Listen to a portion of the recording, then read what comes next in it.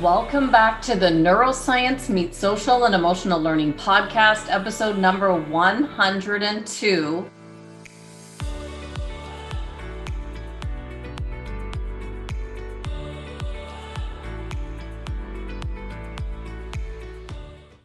With Aneesh Chaudhry, the CEO of SoulPhysio Lifestyle, that was born largely from his own personal struggles.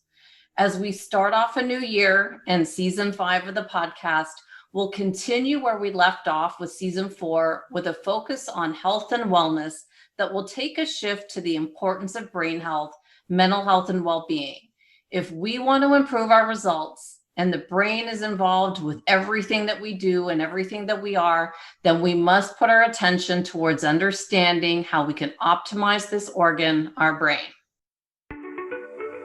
We all know that 2020 was difficult for many people, but those who struggled the most were those who were already struggling.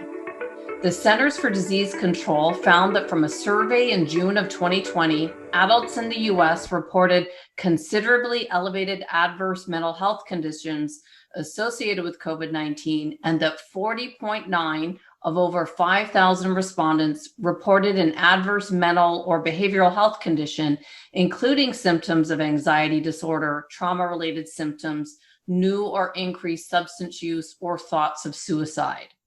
When I was introduced to Aneesh Chaudhry through a mutual friend, you'll see why I took one look at the work he's doing and knew immediately that I had to interview him for our first podcast to launch 2021 to provide some hope and direction for those who might either know someone who's struggling or going through their own personal struggle at this time.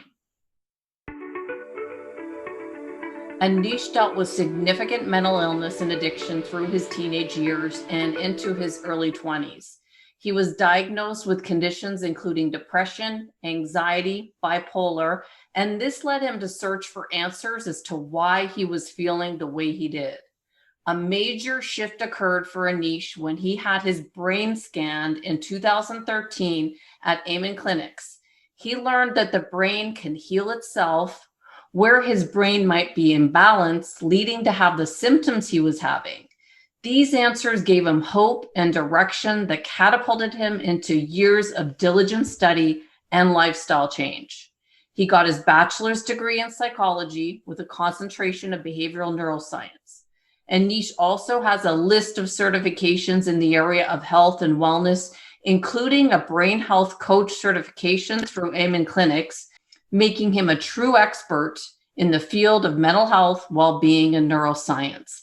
Welcome, Aneesh, and thank you so much for taking the time to be on this podcast and sharing your incredible personal story where you defy the odds, showing the dedication you've put to this area. Thanks so much. Thanks so much for having me, Andrea, and what a wonderful introduction. I'm excited to be able to be here, share my journey with the listeners, and be able to just educate people and help out where I can. Absolutely. Well, you've had quite a journey. And, I think it's crazy that when we first spoke, it was actually New Year's Eve when most people are out celebrating. And you and I were just thinking and brainstorming on new ways to launch 2021. But it really hit me when we were talking that you understand this topic at the brain level. And this is something that none of us were taught in school. And most families that have these issues running through decades and histories of families, they just sweep these issues under the rug and they're not discussed or addressed out loud. And this doesn't solve the problem. So I shared with you that when I first encountered someone with a serious addiction, I was at a loss of what to do. And this is going back 20 years ago. It feels like forever ago now, but this was years before there was Google around. I'm sure it was there, but I didn't know about it. And I would just go to the library and look through books and try to figure out. I was trying to understand alcoholism and why one person can say no to having a second drink and why another person just keeps going. And it just baffled me why we were never taught this in school.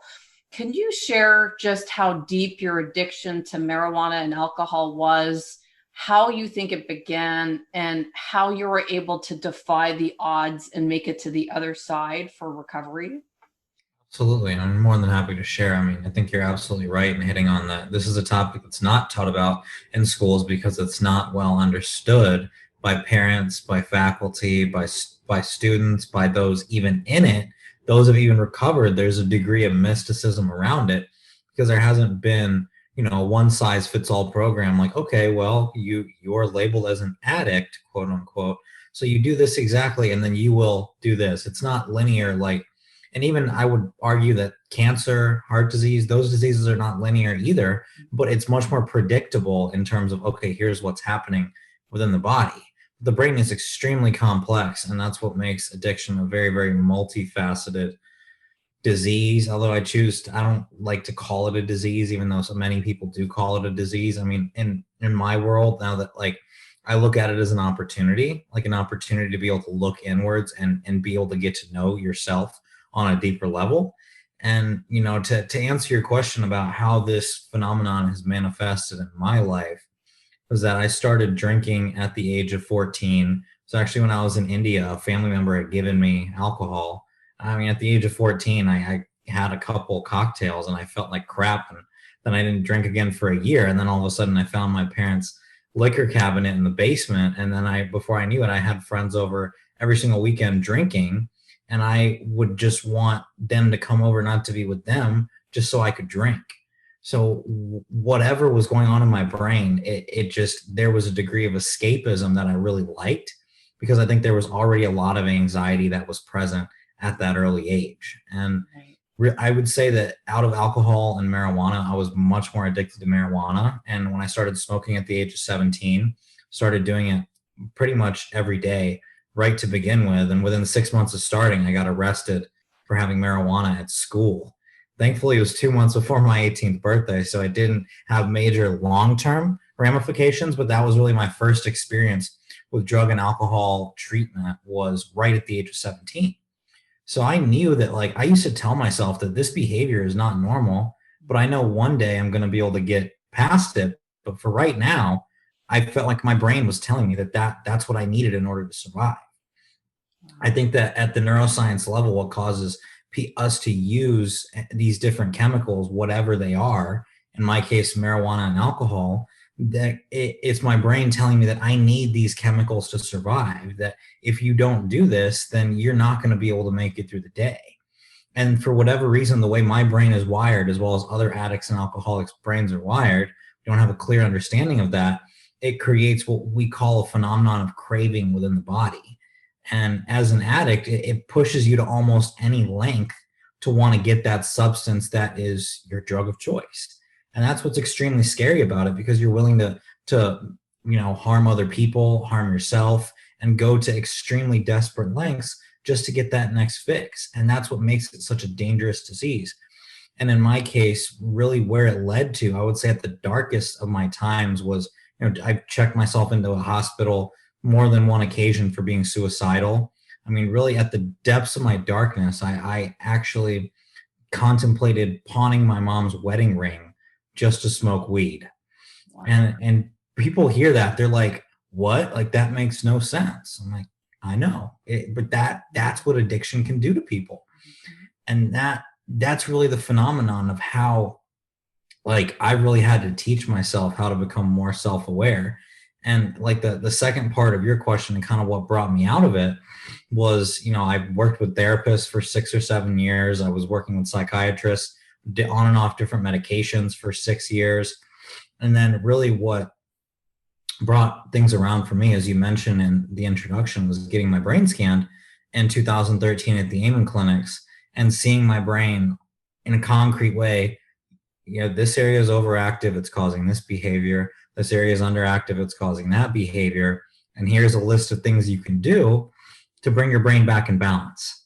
And I wish I could say it was extremely linear from that point, but it gave me hope in knowing that it wasn't a problem with me, because that's so much of what made me feel like a bad person was that, my family, we were well off, we traveled there. There was no like reason that I could think of that caused me to be the way I was, except for me being a bad person. That's what I used to tell myself over and over again. And then really what, like I said, seeing my brain scan gave me hope. And that's when I dedicated my life to learning neuroscience for, my undergraduate degree. And then I got wellness certifications in exercise, meditation, yoga, genetics, and a whole bunch of other things to truly understand how you can heal the body at the deepest level by living your lifestyle. And then continuing to have trial and error over a course of years has finally led me to the place of where I'm at today, where I own two clinics, and I see the solution as really being educating children, parents, and faculty to incorporate these tools as early on as possible so we can prime the brain in a positive way, as opposed to, just letting these symptoms come about for whatever reason without having any idea what's causing them. Wow, that's a deep explanation of where you've come from, and thinking that it doesn't have to be the fact that your family had it, like there's always that family, the genetic history. So a lot of the people that I've interviewed talk about the fact that, it's genetic, and then you've got to try to break the cycle. Was there any history in your background that you know of? None. No, right? Nothing that was diagnosed. Yeah. Wow. Well, so there's, like you say, there's no clear pathway for, this is what it looks like, this is what it is. It's just one of those things where you've got to figure out, is this damaging my results? I like how Dr. Amen says, since you're certified, he talks about the fact that if it's giving you bad results, and it's giving you bad results, why are you doing it repeatedly, or looking for ways like to steal your mom's wedding ring to continue to do it? That's not right. But so then that there's a problem. It's kind of like, how do you get to that place where you say, this is not a good thing, this is a problem, I guess, is my question. I would say that the second that you start to sacrifice important and healthy things in your life Mm-hmm. to replace them with unhealthy substances, that was the moment I knew. Like when I was 17, like even when I was 15 and I was drinking, I knew that like the fact that I'd be at school, like not able to focus on my schoolwork and thinking about, I can't wait till my friends come over this weekend and we get drunk. At the age of 15, like those are not normal thoughts. I mean, I would say, like, we talk about obsession and compulsion, and I think that like OCD tendencies are very, very common in those with addiction, because we obsess over wanting to get that next hit, get that next fix, whatever way, shape, or form it manifests in our life. And then the compulsive part of it comes that we have to act on it, that we convince ourselves we have to act on it in order to relieve whatever this obsession is. And it's a very, very deep and vicious cycle when you're really in it. And that's why we have to find ways to be able to break that cycle in order to kind of rewrite that story and rewire our brain. Well, this is very powerful and niche. For people listening right now, specifically, this can be a challenging time of year, which is why I really wanted to grab a hold of you on New Year's. I wanted this to come out at this time for a reason. And with the pandemic aside, because we know the pandemic amplified this whole issue, but whether someone's struggling with an addiction themselves or living with someone who's struggling, it's a very stressful time of year. And this, like normally when you start the year, it's a time for, setting goals and rethinking. But with everything that's happened with the pandemic, it would be a hard transition to go from holidays to, a new year without some sort of plan in place. I've covered how to use your brain to break bad habits on past episodes. Episode 35, we covered self-regulation and behavior change for leaders. There was the David Hawkins Power versus Force on episode 70, where we talk about the emotions that you feel that bring you to those low levels. And then we spoke with the host of the Brain Tools podcast, Samuel Holston and Kieran Goy, for episode 97. They talked about the neuroscience behind our habits and addictions. But can you talk a little bit about understanding what's happening at the brain level so that we can find ways to stop this addictive behavior from the point of view from someone who's been there and come to the other side and now wants to help others to do the same? Absolutely. And from a neuroscience perspective, I can share a little bit about what my scans showed and what Dr. Amen has seen in other scans similar to people having addictive tendencies, whether it's full-blown addiction, alcoholism, whatever it is, was that, we talk about there's the prefrontal cortex, which is our executive control center in our brain. And in reference to addiction, one very important function that it governs is impulse control. And we talk about, being able to manage impulses and kind of having your rational brain thinking before you act. Because in the sense that with addiction, it's very, very heavily emotionally driven. So what my scans showed was an underactivity and hypoperfusion is the clinical term of my prefrontal cortex. And then there was overactivity of my limbic system, and even more specific than the limbic system is the amygdala. And the amygdala is responsible for the fight or flight response, our survival mechanism. So that was like red hot. That basically what that translates into in symptoms is that I always felt like, that I was thinking very, very heavily emotionally, and my brain just didn't have the rational resources to stop myself on acting what I thought I needed to keep myself alive and survive, which my mind was telling me that was alcohol and marijuana. So we look at this survival mechanism that's innate within all of us, going back to the caveman days, the fight or flight response, where they'd either, there'd be a threat, they'd have to fight or flight. But we look at today, like we don't have to go out in the woods and go hunt for our food. Like I walk upstairs and I open the fridge and there's an abundance of food right there. So that survival mechanism that's innate in us has become almost maladaptive because it's firing at such a heavy, rapid rate with all these emotional stimuli on the outside. So we think from a neurodevelopmental standpoint, when a child is growing up, their emotional brain is much more stimulated than their rational brain.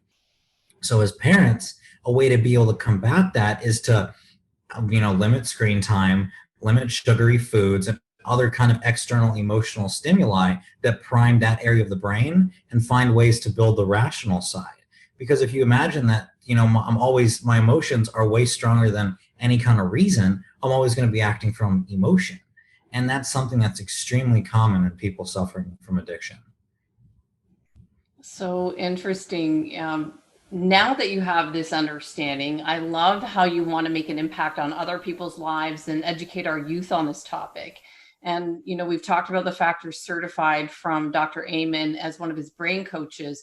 And I think it's important to note that I heard him talking about the fact that as parents, if we know that addiction runs in our family, or even with you, do you have kids, Aneesh? I do not. Okay, so not yet, but something to think about. If you know that addiction runs in your family, and that if you obviously know what you went through yourself, that it's important now that as parents that we have that discussion with our kids, that where we talk about the fact of what is addiction to our children. This is stuff that we just never talked about. And he actually talks about it. And I've put a link in the show notes to, his session where he says a script, you could talk to your kids and say, since addiction runs in the family, I want you to be prepared that you might like alcohol more than other people, or something along those lines, just so it's thrown out there. So the kid doesn't just go through life. Suddenly they're like, oh, what's this? And then bam, they're drinking at 17. Just something in their heads to say, this is something that you should watch for. So, I just think that that's so important. Can you share why you were drawn to working with children and your vision, what you're doing for your Foundation for Youth, and the work that you're doing in schools to help prevent this cycle? Absolutely. I mean, the biggest reason that I'd say I want to work with kids is because when children are growing up, all the way up until the age of 28, they say the brain is still developing at a very high rate. and I spoke about the prefrontal cortex, they say that that's the last part of your brain to fully develop. And it doesn't, there's some people who say anywhere between the ages of 25 to 30. It's not a concrete consensus, but it varies some in men and women. And that the prefrontal cortex is developing all the way up until that point. And we live in a society these days that there's so much emotional stimuli coming through us from social media, from school, from, there's people talking about alcohol, there's people talking about the legalization of marijuana. There's just such a heavy input of information. And I feel like looking back at what could have prevented a lot of what I went through was education about brain health, about mental health, about addiction at the level of, education in middle school. Because that's who we're focusing on, are children between the ages of 7 and 14, because that's when the brain is really able to develop some of these higher level cognitive functions where a child begins to go out and explore the world beyond what's happened, as a toddler that their parents are exposed to. And so you have different stages between 1 and 6 where a lot of the work we're doing is going to be educating parents, because the parents ultimately, if they don't know how their own behaviors could be negatively affecting the brains of their children, that can be a significantly contributing factor to them experiencing mental illness later on, but then just, shrugging your shoulder and being like, I don't know what's wrong with my kid.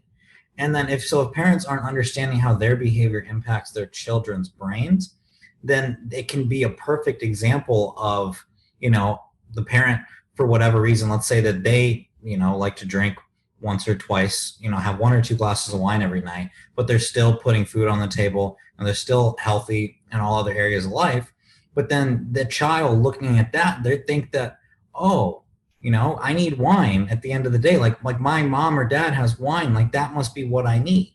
Like it seems like a pretty harmless example, but it really runs so much deeper than that. I mean, they pick up on all kinds of things. Like children are smart. And then, so that's why, that's a parent side. And the other part of what we're doing is educating faculty in schools, because we look at where a child spends all their time. It's primarily with their parents and with their teachers in schools. So being able to educate teachers on ways to incorporate wellness into the classroom. For example, rather than sending a student to detention or punishing them or putting them in timeout for acting like, for doing something they're not supposed to do, why not make them do push-ups or jumping jacks, creating something else? Or like, instead of going in the corner and timeout, you go and meditate, young man. Things like that. That'll be positive for them. And then, it's not necessarily such a punishment. You explain to them like, okay, you did this behavior, so it was not good. So in order to help you to stop doing that behavior, you did these things that'll help, your brain, and things like that. So there's different plans and strategies and education we plan to bring to parents and faculty. And the way we plan to deliver that is through an online learning platform called the Mindful Classroom. That is going to be, we're going to be able to have a subscription model with that. And the revenue we bring in from the subscription for people that can't afford it, we're going to take those same programs and implement those in inner city schools for families that can't afford them, because they just don't have the funding to be able to incorporate these types of programs. Got it. Well, I must have been a really forward-thinking teacher in the late 90s, because I used to make my students run laps around the school when they were bad. But this was way before I knew about brain health, and I taught behavioral students, and the only way I knew how to control them was to tire them out. So I'd be like, run a lap and then come back and let's see if we can keep going forward. But I think that's an incredible vision. And I want to connect you. There's a few other speakers that have come on. There's Samantha Wedgeby out of Harvard, and she's running the 16th Strong Project. I'll send you this and I'll put everything in the show notes. But they're doing these types of programs in the schools right now with regards to ACEs. And what you've been talking about, she just shared a graphic, and I thought of you. I thought I've got to tie you two together, because she talked about the fact that alcoholism in the family is an ACE. And so the children growing up in the home, that's an adverse childhood experience that can actually impact their health overall. So I think the two of you would be a great match. That's why I love doing these podcasts, so that I can learn from all different people and know who's doing what around the country. And I think it would be a great match for you to even look at what they're doing and see if there's a way to complement with what you've got going with your brain coaching. I think it's a good Yeah, absolutely. I would love that. That sounds great. Awesome. Well, since this is the Neuroscience Meets Social Emotional Learning podcast, I want to bring in the 6 SEL competencies. When we spoke on New Year's Eve, actually, there was one of them, self-awareness, that came up quite a few times in the conversation. So why is self-awareness so important on this topic? What should we know about ourselves and others? And why is our daily routine so important with this topic? The quote, one of my favorite quotes that's kind of coming to mind right now when we talk about self-awareness is that yesterday is history and tomorrow is a mystery, meaning that what's happened in the past is already done and we can't change that. And what's happened in the future, I see is we can't spend time like obsessing over it right now, because I feel like what causes a lack of self-awareness, and where I was functioning many years and where I've seen with a lot of the people we work with, is that their mind is either in the past or the future and not right here in the present moment. And that's why we have to make a conscious effort to, first off, in order to create self-awareness, to understand how we're truly feeling in the moment, to be able to bring our mind and our attention to the here and now.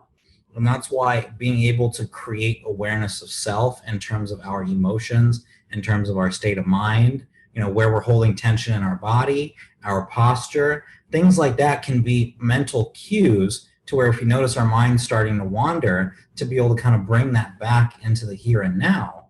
Because when we talk about creating positive changes in the brain, one of my favorite neuropsychologists, his name is Rick Hansen. Have you heard of him? Yes, yes. Yeah. So I've read a lot of Rick Hansen's stuff, and what he talks about is in his book, he wrote a book called Hardwiring Happiness.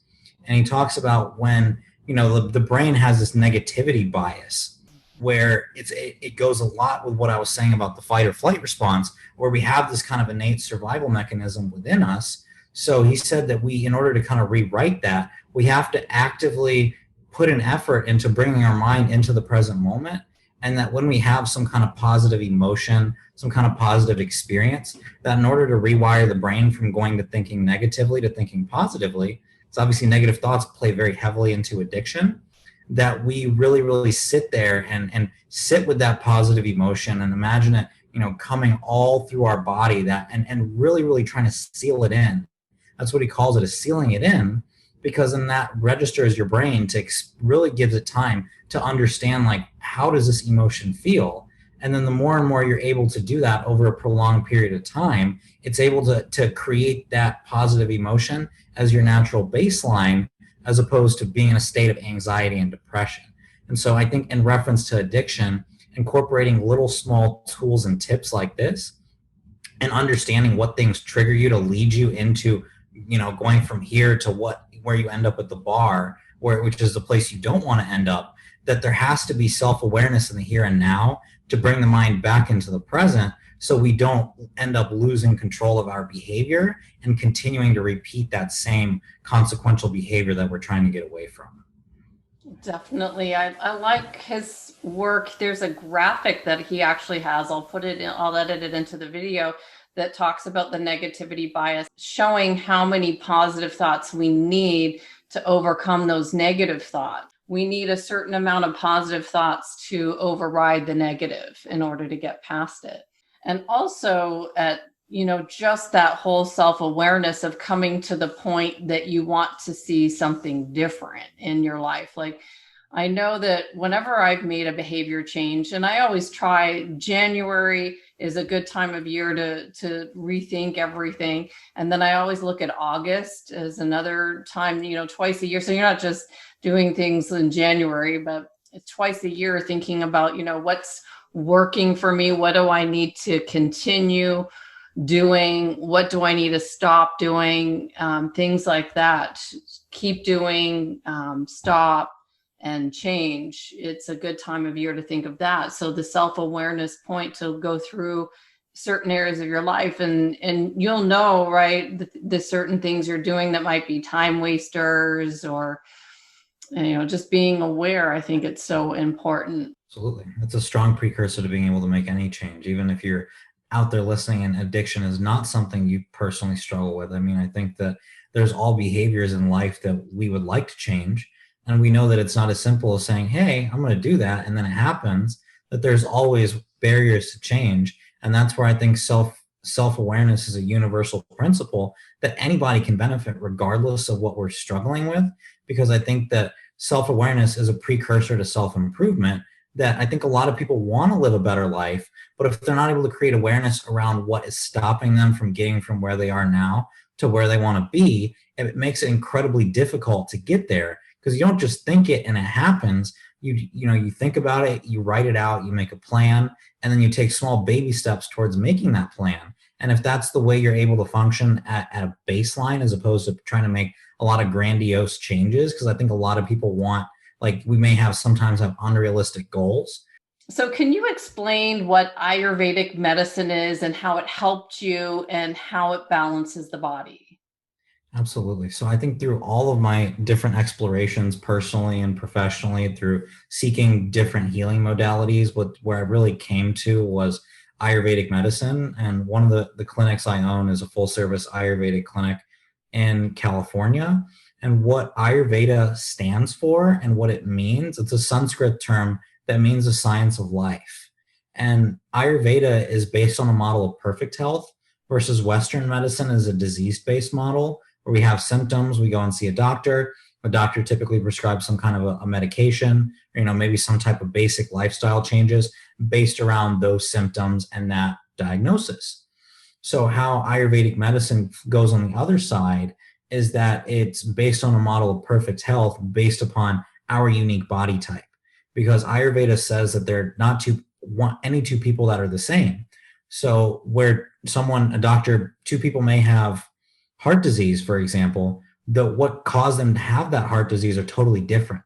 So if we put them on the same medication, the same treatment plan, those two people are going to have different results, because there's a lot of things that happen at an underlying deeper physiological level that lead those people to having those symptoms. So on the flip side, Ayurveda is very heavily prevention based, and they go by they call it the 6 stages of disease.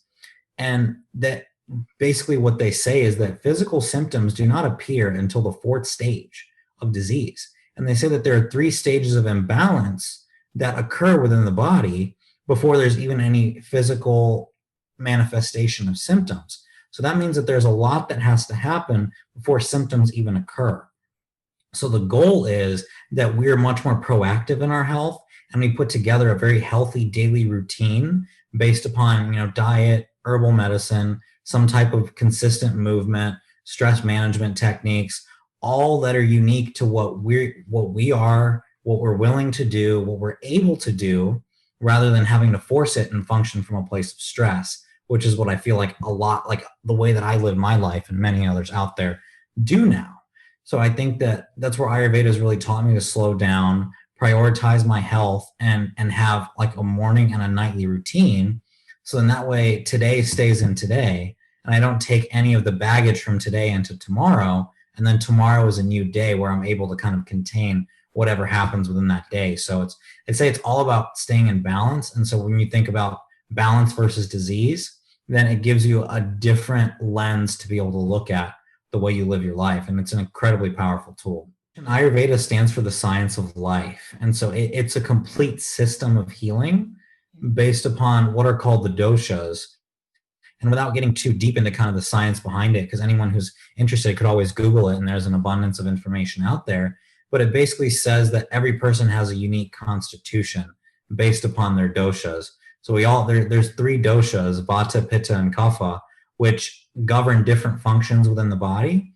So some people naturally, they have, a set genetic variation of these doshas. And then kind of like you have your phenotype with the expression, they get out of balance with the way we live life. So you're able to understand which one of these doshas are out of balance. And then through a systematic program consisting of diet, herbal medicine, exercise, and some of those other tools I mentioned, you're able to bring those doshas back into a state of balance, because they say disease stems from an imbalance in these doshas. So that's where you're able to take a much more preventative and proactive approach versus a reactive approach. And okay, I have symptoms. Now I have to go to the doctor and seek out some type of immediate acute treatment. It's much more of a focus on prevention and not wanting to get to that point. Got it. I understand now how that could be so powerful to Mhm. help you stay addiction free. Right. And so it just what brings me to my last question for you. Two of my favorite actors of all time, so Robin Williams and Philip Mhm. Seymour Hoffman, both relapsed after decades of sobriety. So I've got to ask about this topic because it's real and it's a whole part of addiction. How do you look at relapse? Does using your drug of choice ever cross your mind now, personally, after you've been in recovery for so long? And how do you prevent relapse from happening? It's a great question. It's a topic that is unfortunately not an easy one to talk about. It certainly does come to my mind, but I think that really the big solution is something we already talked about, and self-awareness on an ongoing basis. One thing that I've witnessed with people that have long-term sobriety, a term that's talked about in the world of addiction, is complacency, and becoming, you know, to this place where like, oh, I have all these years of sobriety, so I don't need to do the things that I did before to get all this time in sobriety. And that's where then after a while you may be good, like because the fact your body hasn't had those input of chemicals. So it actually has happened where I've heard stories of other people in recovery that have had a significant amount of time and then relapse, is that you almost forget what it was like way back when, and you think, oh, so I've been sober this long, so I can go back and do it again, Right. because you forgot what it was like. And Mhm. so there has to be some way to be able to remind yourself that, like they say, it's a day at a time. Like there's a reason they say it's a day at a time. So being able to create awareness around the things that kept you sober and staying consistent with those things each and every day. That's where Ayurvedic medicine is so big on daily routine, and Mhm. having that morning and nightly routine, whether it's journaling, reading spiritual literature, attending support groups, reaching out to other people who are still struggling with things that you've struggled with, to talk about it and stay with that level of accountability. But I think it's really comes down to being able to maintain that daily routine and being able to remind yourself about where you came from and how much you don't want to go back there. So I think that it's a combination of things. And to answer your question, it does pop in my mind, but it's not as much as it used to. I mean, because I've worked so hard on being able to bring my brain back into a state of balance, but there's still times where I may think, oh, I remember that time in college, and then the thought may creep in, wouldn't it be nice? And then in a moment like that, I got to remind myself, well, this is where it's going to lead. And then all of a sudden it's like, okay, I'm not going to go Right. there. Oh, you've got such an incredible handle on such a difficult topic. I want to thank you so much for your time, Anish, for all you're doing for the world to give people hope during these challenging times. If anyone wants to learn more about you, they can go to soulphysiolifestyle.com. I'll put the links to your website in your show notes. And for anyone who wants to support your youth foundation, for people just to prevent people from going through these challenges, I think it's a very important topic. There, I'll put the link in the show notes to your giving page. And I've also put some resources for people that I found helpful when I was first doing my research on understanding addiction. There was Banner Health, there was outpatient places that you could go if someone's watching this and they're just like, what do I do? There's places that people can go and find help, whether it's an outpatient or inpatient. There's always AA. There's books like Changeology that have been helping people for decades to change old habits. 5 Steps to Realizing Your Goals and Resolutions. John Norcross, he has an excellent plan on how to stay focused with your goals. There's David Hawkins' Power versus Force. I mentioned it, where you recognize the emotions that you're at. So you say, well, I don't want to feel guilt and shame, and how to raise your way up those levels of awareness that you talked about so that you can get to those happier emotions.